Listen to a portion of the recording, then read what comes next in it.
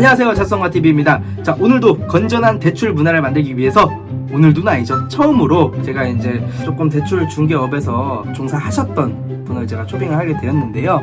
일단 자기소개 먼저 부탁드립니다. 네. 안녕하세요. 저는 대출 중개업에서 한 1년 정도 종사를 했었고요. 팀장 직급까지 이제 달았다가 지금은 현재 이직한 상태고요. 많은 분들께서 요즘에 3자 대출을 받고 계시는데 이 3자 대출의 심각성과 피해성을 잘 모르시고 받으시는 것 같아서 이 부분에 대해 설명해드리고자 제가 출연하게 되었습니다. 아, 반갑습니다. 3자 대출이 대체 뭐죠? 3자 대출이라는 게 말 그대로 3자의 신용으로 받는 대출이다. 그래서 3자 대출이라고 하는데요. 보통 가족이나 친구, 지인분들께서 많이들 받아주시죠.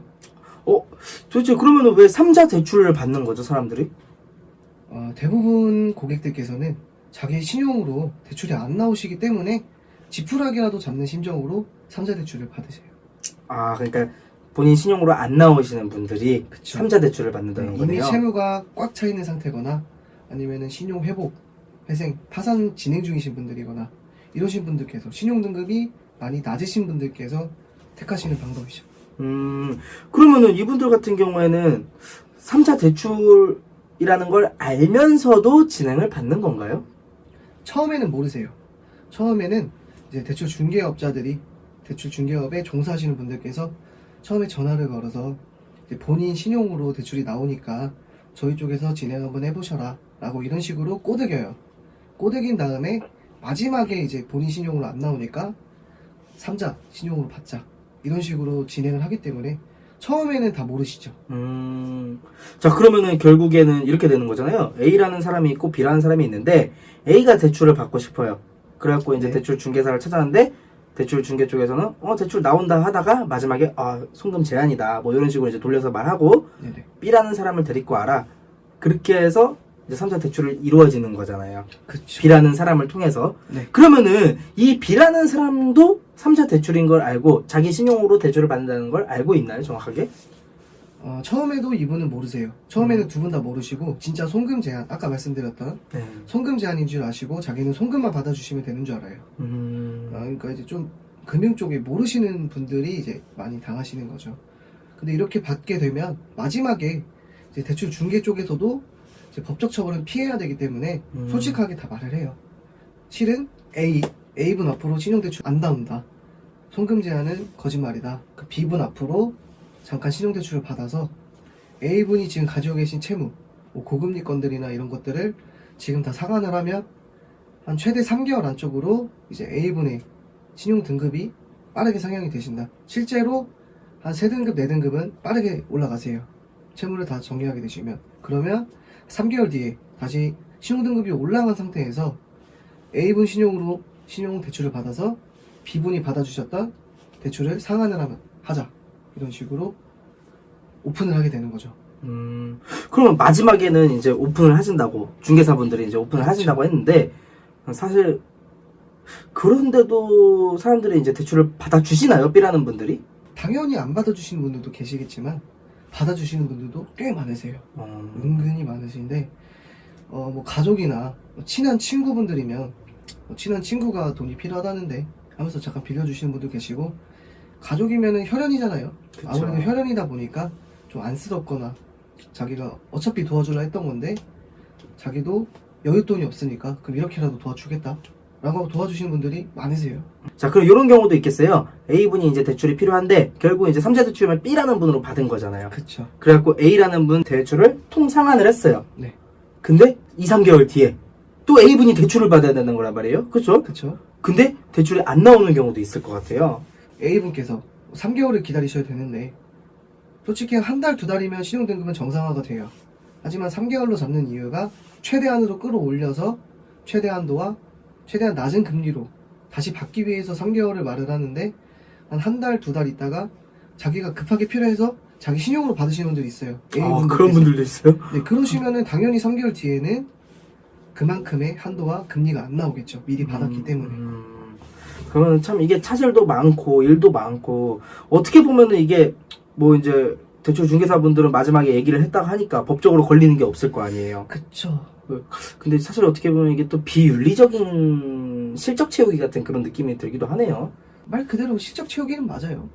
비윤리적으로. 네, 근데 그치만 이제 진짜로 필요하신 분들은 그렇게 해서 받아가시는 분들도 있으니까 그래서 이제 중개사들이 계속 먹고 살 수 있는 거죠. 그래서 이제 그거를 그만하셔라. 사전에 방지를 하셔서 그런 걸 안 당하셨으면 좋겠다 해서 제가 출연을 하게 된 겁니다. 그래서 그러면은 좀 이제 좀 큰 피해 사례라든지 이런 게 있을까요? 뭐 사례를 하나 말씀을 드리자면 네. 사례는 무수하게 많아요. 네. 하지만 이제 제일 빈번하게 일어나는 사례 한 2가지 정도만 제가 설명을 해드릴게요. 일단 첫 번째로 A분이 조카예요. 네. B분이 고모. 아까 제가 말씀드린 거. 네. B분이 고모인데 1억을 받아주셨어요. 엄청 많이 나갔네요. 네, 그분은 와. 신용등급이 1등급이시고 와. 대출이 하나도 없으시고 네. 집이 자가로 잡혀 있으셔서 신용대출로 1억이 나오셨어요. 담보까지 끌어다가. 아니요, 담보는 안 끌고 그냥 신용으로만. 어마무시하네요. 네. 그 1억을 이제 조카한테 주고 조카분은 채무가 5천만 원 있으셨어요. 네. 5천만 원은 자기 그냥 가용자금으로 사용을 하신다고 하셔서 일단 저희는 그냥 진행하달라는 대로 해줄 수밖에 없잖아요. 네. 그래서 진행을 해드렸죠. 근데 이제 조카분께서 잠적을 하신 거예요.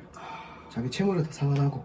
그래서 이제 고모분께서는 저희한테 이제 계속 닥달을 하시고 조카가 연락이 안 된다. 어떻게 해야 되냐.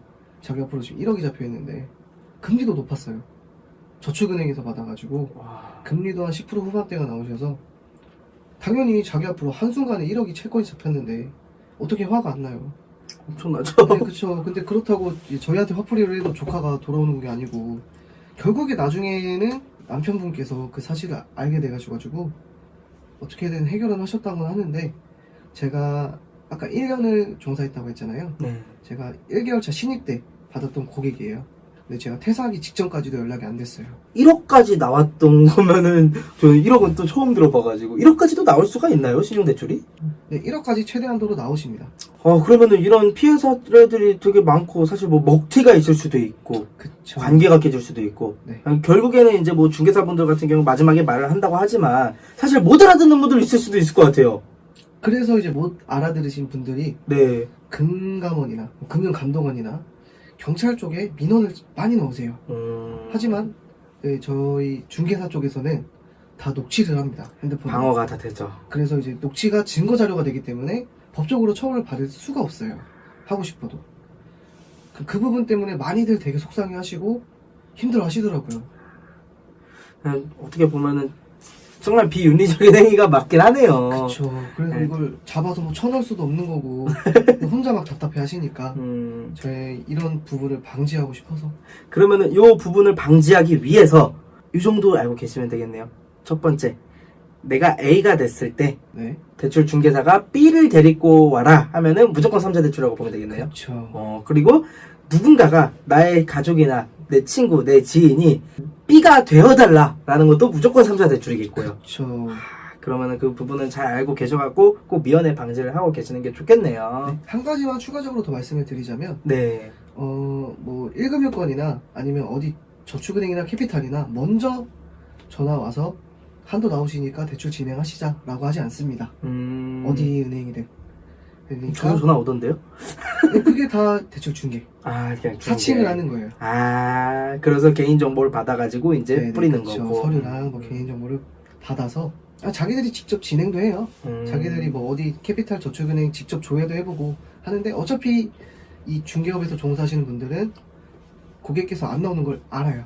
알고 보여주기 식으로 하는 거기 때문에 어디 은행인데 먼저 전화 와가지고 한도 나오시니까 진행하자 이런 전화는 되도록이면 받자마자 끊으시는 게 미연에 방지할 수 있는 방법이죠. 자, 여러분 오늘 제 3자 대출에 대해서 한번 알아봤는데요. 3자 대출이라는 게 참 거시기 하네요. 있어서도 안 되고 사실 보증을 안 서주는 거지만 보증을 서주는 거나 마찬가지잖아요. 내 신용으로 남에게 돈을 빌려주는, 그것도 나도 대출을 받아가지고. 그렇기 때문에 요거 같은 경우에는 좀 근절을 하고 없어지면 좋을 것 같은 대출 습관인 것 같아요. 우리 구독자분들도 이 정보를 좀 알고 계셔가지고 미리미리 사전에 조금 방지를 하셨으면 좋겠습니다. 자, 오늘의 정보가 좀 유용하셨다면은 좋아요와 구독 부탁드리도록 하겠습니다. 자, 오늘도 자성과 모든 구독자 여러분들 파이팅입니다.